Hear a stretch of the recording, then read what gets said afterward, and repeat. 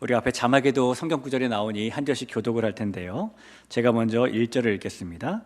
이에 다윗이 그와 함께한 백성을 찾아가서 천부장과 백부장을 그들 위에 세우고 다윗이 그의 백성을 내보낼새 3분의 1은 요압의 휘하에 3분의 1은 스루야의 아들 요압의 동생 아비새의 휘하에 넘기고 3분의 1은 가드 사람 이때의 휘하에 넘기고 왕이 백성에게 이르되 나도 반드시 너희와 함께 나가리라 하니 백성들이 이르되 왕은 나가지 마소서 우리가 도망할지라도 그들은 우리에게 마음을 쓰지 아니할 터이요 우리가 절반이나 죽을지라도 우리에게 마음을 쓰지 아니할 터이야 왕은 우리 10,000명보다 중하시오니 왕은 성읍에 계시다가 우리를 도우심이 좋으니이다 하니라. 왕이 그들에게 이르되 너희가 좋게 여기는 대로 내가 행하리라 하고 문 곁에 왕이 섬에 모든 백성이 100명씩 1000명씩 대를 지어 나가는지라. 5절을 함께 보겠습니다. 왕이 요압과 아비새와 이때에게 명령하여 이르되 나를 위하여 젊은 압살롬을 너그러이 대우하라 하니 왕이 압살롬을 위하여 모든 군 지휘관에게 명령할 때에 백성들이 다 들으니라. 아멘. 우리가 흔히 말할 때에 어딘가에 빠져나오지 못할 정도로 깊이 빠진 것을 늪에 빠졌다라고 표현을 하죠. 오늘 이 주일 오후 시간이 빠져나올 수 없는 깊은 하나님의 사랑의 늪에 빠지는 시간 되시길 간절히 축복합니다. 오늘 오전에 여러분에게 콩가루 집안 이야기를 좀 말씀을 드렸죠. 이 성경에도 콩가루 집안이 굉장히 많이 나옵니다. 그 대표적인 집안이 다윗의 집안이겠죠. 이 다윗은 결혼한 이후로 장인에게 죽임을 당하려는 장인이 사위를 죽이려는 그런 일이 일어났고요. 오늘 본문에 나오는 것처럼 아들이 아버지를 죽이려고 하는 장면도 나타나고 좀 대표적인 콩가루 집안이에요. 이 아들인 압살롬이 반역을 일으키자 이 싸움을 피했던 다윗이 결국에는 어쩔 수 없이 압살롬과의 전면전을 준비하게 되었습니다. 이 다윗이 자기의 군대를 셋으로 구분을 했는데 이 전략을 짜고 함께 싸울 준비를 하면서 그 과정에서 다윗이 각 군대의 지휘관들에게 한 가지 부탁을 하게 되었어요. 이 다윗이 자신의 부하들에게 한 부탁은 뭐냐면 비록 반역을 일으켰지만 자신의 아들인 압살롬을 대할 때에 너그러이 대우해달라라는 것이었죠. 이 압살롬이라는 아들은 다윗에게 분명히 뜨거운 감자 같은 아들입니다. 그러나 동시에 특별한 아들이기도 했어요. 이 다윗에게는 모두 8명의 아내가 있었고요. 또 수많은 첩들이 있었습니다. 근데 그 수많은 여인들 가운데에서 압살롬의 어머니였던 마아가만 유일하게 왕족 출신으로 그술 왕의 딸이었습니다. 그러다 보니까 압살롬의 어머니 마아가는 다윗의 다른 아내들에 비해서 기품도 있었을 것이고 품위도 높았을 것이고 그 아들 압살롬을 키우면서도 그런 것들을 많이 강조했을 거예요. 다윗의 첫 번째 아내였던 미갈이 자식을 못 낳는 그런 상황에서 압살롬은 아마 다른 형제들에 비해서 출신에 대한 자부심이 남달랐을 겁니다. 이 압살롬이 다윗에게 뜨거운 감자 같은 아들이었던 이유는 그가 이복형인 암논을 죽였기 때문이죠. 이 아버지 다윗의 입장에서는 암논이라는 아들이 이복 동생인 다말을 능욕한 일도 분노할 만한 일이었고 슬픈 일이었지만 그런 암논을 압살롬이 죽인 일도 분노할 만하고 슬퍼할 만한 일이었어요. 압살롬은 암논이 아무리 이복형이라고 해도 그래도 형인데 형제를 죽였으니 아버지 다윗이 진노할 게 매우 두려웠습니다. 그래서 그는 결국에 그 사건을 저지르고 외할아버지가 있는 그술 땅으로 도망을 가게 되었죠. 그렇게 3년이 지났답니다. 3년이 지나면서 다윗의 마음 가운데에 그래도 아들인데 이 압살롬이 잘 있을까? 라는 걱정과 염려가 들었나 봐요. 다윗이 그래서 이 압살롬이 예루살렘에 돌아오는 것을 3년 만에 허락을 해 주었는데 그렇다고 해서 마음이 또 싹 풀린 건 아니었습니다. 동네 마을까지 고향까지 돌아오긴 해줬지만 2년 동안 다윗은 압살롬의 얼굴을 쳐다보지도 않았습니다. 압살롬의 입장에서는 3년 만에 집으로 돌아왔는데 이 불륜 아버지가 2년 동안 얼굴 한번 보여주지 않는 거예요. 그렇게 5년이 지난 것이죠. 그런데 자식 이기는 부모 없다고 결국 다윗은 암논이 죽은 지 5년이 지난 다음에 비로소 압살롬을 용서하고 받아들이게 됩니다. 압살롬은 이렇게 뜨거운 감자 같은 아들이죠. 여러분, 세월이 지나고 상황이 이 정도 되니까 압살롬의 기세가 어떻게 됐을까요? 등등해졌을 겁니다. 자신이 형을 죽였는데 아버지 다윗이 용서를 해준 거예요. 자신은 다른 아들들에 비해서 총애를 받는 아들이다라는 마음이 그의 마음속에 강하게 들었을 겁니다. 아버지의 용서와 사랑을 받자 압살롬은 이제는 그 용서와 사랑을 뛰어넘은 욕심을 마음에 품고 점점 더 큰 야욕을 가지게 됩니다. 계획적으로 백성들의 마음을 먼저 사기 시작하는 거죠. 백성들에게 선대해주고 좋은 모습 보여줘서 환심을 하나하나 사더니 멀쩡히 아버지인 다윗이 왕자리에 딱 앉아있음에도 불구하고 압살롬이 그 백성들과 헤브론에 가서 내가 왕이다 라고 선포를 하는 것입니다. 자기를 따르는 백성들을 다스리기 시작한 것이에요. 여러분, 결국 이 일이 점점 확산되고 더 확산되면서 다윗 왕은 자기 아들인 압살롬을 피해서 급기야 예루살렘을 피해 도망하는 신세가 되고도 말았습니다. 이 예루살렘을 피해서 아버지가 도망갔으면 압살롬 입장에서 그냥 그 성을 차지하고 왕도로 타면 될 것 같은데 그는 그러지 않았어요. 그는 도망치는 아버지 다윗을 추격하죠. 어떻게 되었든 아버지가 죽어야 자기가 계속 왕노릇 하기 때문일 겁니다. 이 다윗이 끝까지 쫓아 죽이려고 하는 압살롬의 그런 태도 때문에 처음에는 싸움을 피하던 다윗도 결국에는 전면전을 할 수밖에 없게 된 것입니다. 자, 그런데 그 상황 속에서 다윗이 오늘 부하들에게 자신에게 씻을 수 없는 큰 상처를 준 이 아들 용서로 받아주었더니 도리어 자신을 죽이려고 칼을 빼든 그 아들인 압살롬을 너그러이 대우해 달라라고 말하는 것이죠. 5절을 한번 볼까요?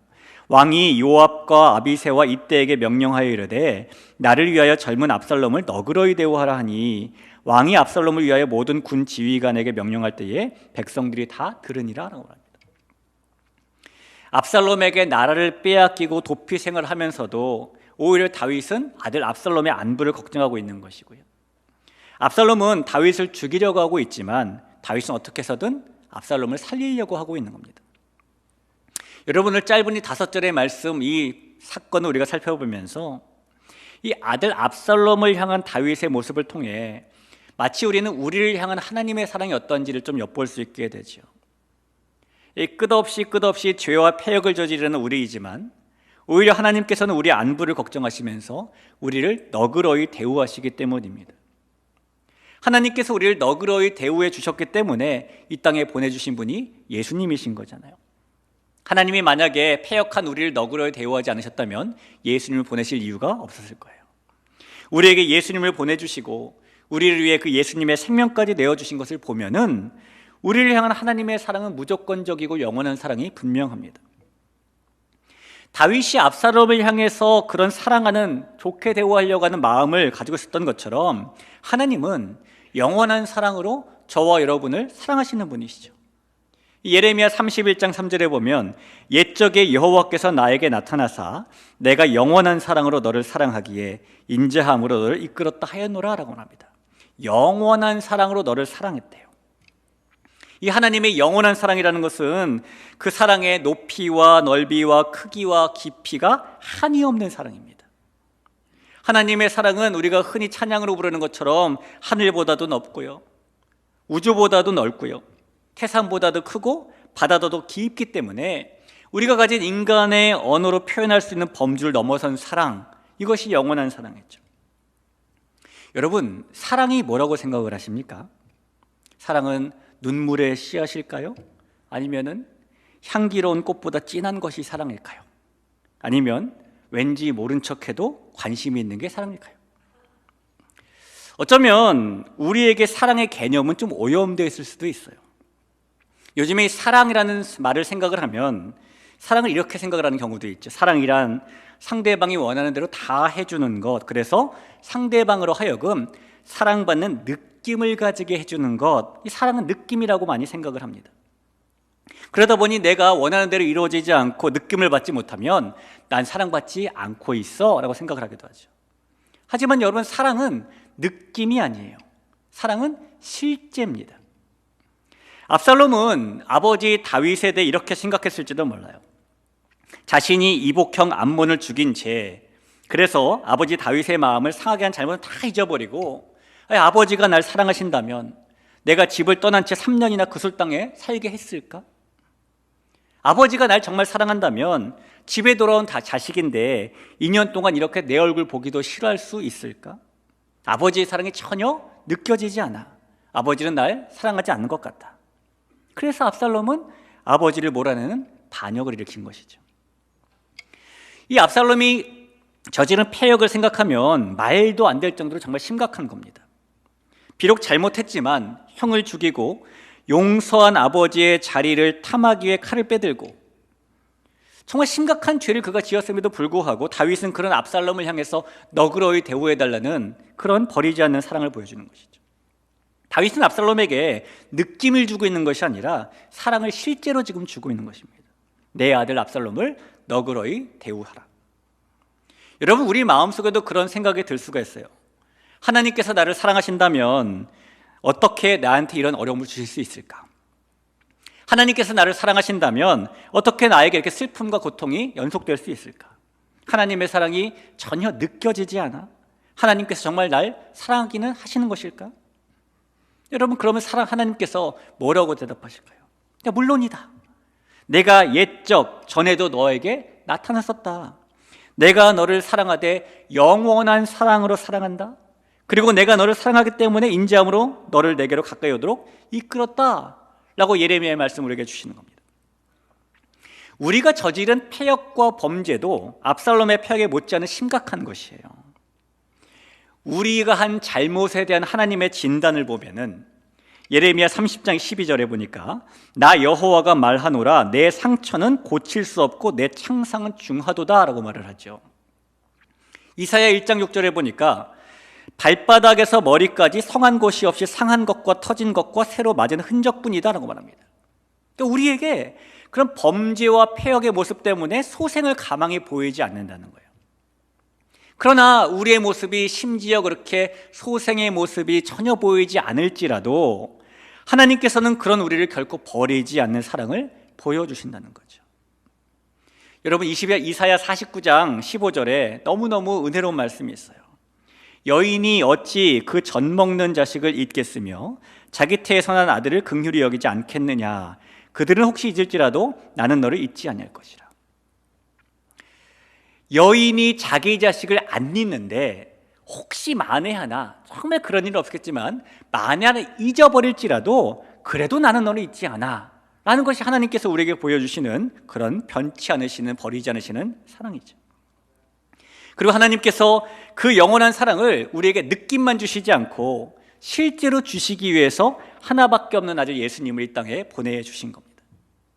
예수님은 우리를 향한 하나님의 사랑의 실제이고 우리를 향한 하나님의 최고의 사랑이고 영원한 사랑의 절정이 되시는 분이죠. 저와 여러분이 말씀드린 바와 같이 하나님께는 압살롬처럼 반역을 일으킨 존재들이지만 하나님께서 예수님을 보내주시는 사랑의 실제를 우리에게 베풀어 주시고 우리가 예수님을 믿을 수 있도록 믿음도 주셨고 우리를 너그러이 대우해 주시는 그 영원한 사랑을 누리게 해주셨음을 여러분 믿으시기를 축원합니다. 사랑하는 성도 여러분, 우리가 받은 하나님의 사랑이라는 것은요 정말 신기한 성질이 있는 겁니다. 우리가 가진 하나님의 사랑은 가만히 가지고 있으면 그 사랑이 어떻게 되냐면 조금씩 줄어들어요. 마치 풍선에 바람 넣은 것과 비슷합니다. 풍선에 바람을 잘 넣고 묶잖아요. 영원할 것 같죠. 근데 시간이 지나면 바람이 나도 모르게 조금씩 빠지게 되죠. 그러나 우리가 하나님께 받은 사랑을 가만히만 두지 않고 누군가에게 흘려보내면 나에게 사랑이 좀 손실된 것 같고 빈 것 같지만 오히려 그 사랑이 늘어나고 불어나고 풍성해지게 됩니다. 오늘 말씀에서 다윗은 자신이 어떻게든 하나님께 받은 그 사랑을 아들인 압살롬에게 흘려보내고 있는 거예요. 그랬더니 결과가 어떻게 되냐면 다윗이 하나님의 사랑을 더 풍성하게 받게 되어서 결국에는 다시 제자리로 돌아와 흔들리지 않는 왕권을 세우게 되죠. 저와 여러분이 하나님께 받은 예수님 사랑도 마찬가지입니다. 우리가 그 사랑을 흘려보내면 우리는 하나님의 사랑을 더 풍성하게 가질 수 있게 됩니다. 그런 믿음을 가지고 지난 20년 전에 우리 대길교회가 이웃과 이 지역사회를 책임지는 교회가 되기 위해서 대길사회복지재단을 설립하고 또 오늘에 이르기까지 힘을 내어서 사랑을 흘려보내는 그 일을 하고 있어요. 그 20년 동안에 여기 계신 성도님들 또 재단을 위해서 또 소외받는 이웃을 위해서 눈물 뿌려서 기도해 주셨고요.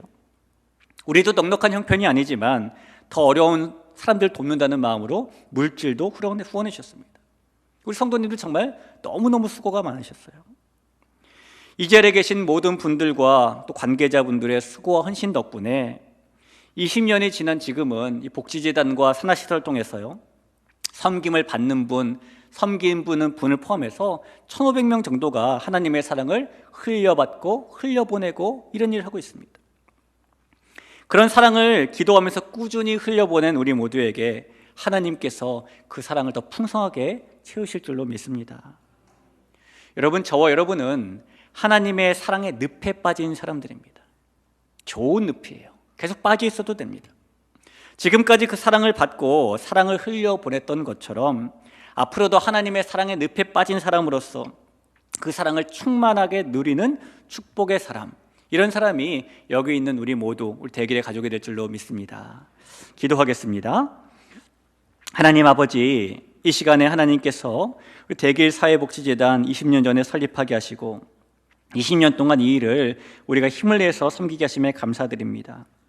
하나님, 그동안 이 일을 위해서 기도하고 또 물질로 후원하고 마음을 다하고 섬겼던 우리 대길교회 모든 성도님들의 삶을 주님께서 아시오니 그 사랑을 어려운 가운데서도 흘려보낸 귀한 분들에게 더 풍성케 하시는 주님의 영원한 사랑을 만나는 축복을 베풀어 주옵소서. 하나님, 우리가 가진 사랑이 누군가에게 나누어질 때에 내 안에 있는 사랑도 더 풍성해지고 커진다는 것을 경험할 수 있도록 우리에게 은혜를 넣어 주옵시고, 우리 하나님께서 함께 하심으로 이 모든 것들이 하나님의 하셨다라는 고백, 하나님의 역사라는 고백이 우리 입술을 통해 증거될 수 있도록 도우심에 이끌어 주옵소서. 오직 이런 일들을 통해서 예수님의 십자가와 사랑만이 지역사회와 이웃 가운데 전파되게 하여 주옵시고, 하나님, 우리 주체인 우리 교회나 또 우리 자신은 예수님의 십자가 뒤로 감춰지는 은혜도 베풀어 주옵소서. 예수님의 이름으로 간절히 기도합나이다.